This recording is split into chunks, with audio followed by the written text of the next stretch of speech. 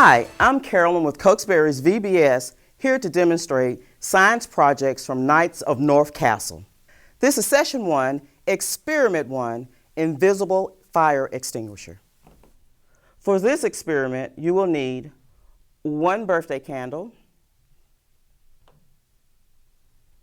soft modeling clay, a box of matches, a cup of baking soda, and a cup of vinegar. I take the candle and I place it in the soft clay.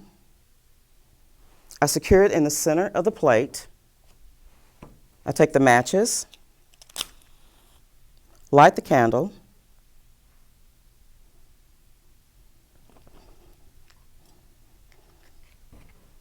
now I will take the vinegar and pour it in the baking soda and watch what happens. If it doesn't work the first time, just try again. Be sure to practice, and for more information, refer to your Science Leader Guide.